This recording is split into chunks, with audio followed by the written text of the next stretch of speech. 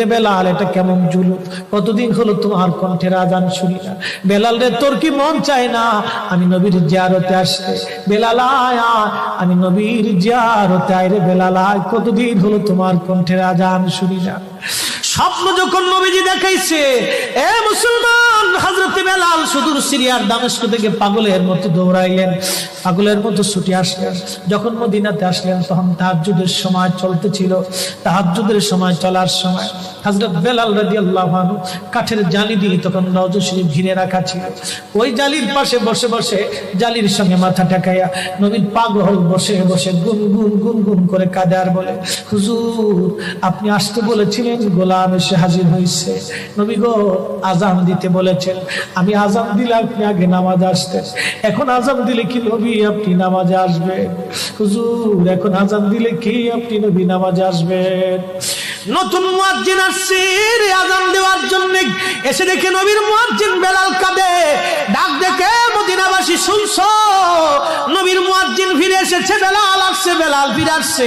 এই কথা শোনার পরে সব সাহাবী ঘর থেকে বের হয়ে দৌড়ায় এসে দেখে বেলাল কাঁদে। সাহাবীরা বলে, বেলাল আজান দাও, কতদিন হলো তোমার কণ্ঠের আজান শুনি না। বেলাল আজান দাও, কতদিন হলো আজান শুনি না রে বেলাল। বেলাল বলে, সাহাবীরা রে, আমি আজান দিলে কি নবী নামাজ আসবে বলো? সালমান ফারসি রাদিয়াল্লাহু আনহু ডাক দেখে, সাহাবীরা আমাদের কথায় বেলাল আজান দিবে না, তোমরা যাও দেখো হাসান আর হুসাইন দুইজন ঘরের মধ্যে আছেন। ইমাম হাসান হুসাইন রাদিয়াল্লাহু আনহুমা যদি বলে তাহলে বেলাল অবশ্যই আজান দিবে। সালমান ফারসির পরামর্শে সাহাবীরা দৌড়ায় গেলেন। বর্তমান 7 নম্বর গেট বাবুস সালাম বরাবর একটা মসজিদ আছে, মসজিদে আলী। এটাই ছিল হযরত ফাতেমা রাদিয়াল্লাহু আনহার বাড়ি। এই বাড়িতে দৌড়াই যাওয়ার পরে ইমাম হাসান হুসাইন রাদিয়াল্লাহু আনহুমা দুইজনকে নিয়ে আসা হলো। দুইজনকে নিয়ে আসার পরে হযরত ইমাম হাসানকে দেখতে আমার নবীর মতো দেখা যাইতো, চেহারাটা রাসূল করিমের চেহারার মতো ছিল। নাতি দৌহিত্র নানার চেহারা পেয়েছিলেন, ইমাম হুসাইন ও নানার সুরত পেয়েছিলেন। দুই ভাই নানার সুরত পেয়েছিলেন। হযরত বেলাল রওজা শরীফ থেকে উঠে হযরতে হাসানের বুকের মধ্যে মাথা ঠেকায় কাঁদতেছে, ইমাম হুসাইনের বুকের মধ্যে মাথা ঠেকায় কাঁদে।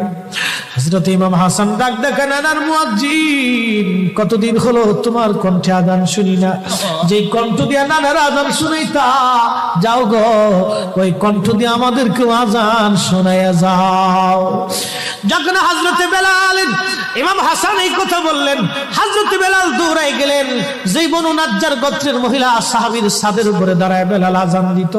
আবু দাউদের 519 নম্বর হাদিসের মধ্যে আসছে, প্রত্যেক ফজরের নামাজের শুভেচ্ছা আদিকের আগে বেলাল দাঁড়াইতেন। দাঁড়ায় আজানের আগে বলতেন, আল্লাহুম্মা ইন্নী আহমাদুকা ওয়া নাস্তাঈনুকা আলা কুরাইশিন ইউকিমুদ্দীনাক। প্রত্যেক ফজরের আজানের আগে এই দোয়াটা পড়ে বেলাল আজান শুরু করতেন। হযরত বেলাল রাদিয়াল্লাহু আনহু আজকে তাহাজ্জুদের আজান দিতে গেছে। আজান দিতে যাওয়ার পরে হযরত বেলাল যখন আজান দিলেন, আল্লাহু আকবার, আল্লাহু আকবার, আজানের মধুর ধ্বনি সারা মদিনার রন্দে রন্দে ছড়িয়ে গেল। মদিনার ঘর থেকে সব সাহাবী বের হয়ে দৌড় মারছে। আবার যখন বলেন আল্লাহু আকবার, আল্লাহু আকবার, সব সাহাবী, মহিলা, বৃদ্ধ, বনিতা ঘর থেকে বের হয়ে দৌড় মারছে। যখন বলল আশহাদু আল্লা ইলাহা ইল্লাল্লাহ, মদিনার ঘর থেকে সব মহিলারা ঘর থেকে বের হয়ে দৌড় মারছে রে, আর কান্না করে নবী বুঝি ফিরে আসছে রে। আবার যখন বলেন আশহাদু আল্লা ইলাহা ইল্লাল্লাহ, তখন মদিনার মানুষ কান্না করতেছিল, গুন গুন গুন গুন করে কান্না করে। মদিনার ভিতরে আওয়াজ বের হয়ে গেল, নবী বুঝি আসছে রে, নবী বুঝি ফিরে আসছে রে, নবী বুঝি ফিরে আসছে রে, নবী বুঝি আসছে। হযরত বেলাল যখন বলেন আশহাদু আন্না মুহাম্মাদুর রাসূলুল্লাহ, মদিনার মাটিগুলি থরথর থরথর করে কেঁপে উঠছে রে। মদিনার মানুষের কান্না বেড়ে গেল। হযরত বেলাল অজ্ঞান হয়ে জমিনের মধ্যে পড়ে গেলেন, তিনি বেহুশ। নবীর আশিক বেহুশ হয়ে গেলেন। বেলালের মতো আশিক যদি আমরা হইতাম, এ দুনিয়ায় নবীর দেখা পাইতাম, এ দুনিয়ায় নবীর দেখা পাইতাম।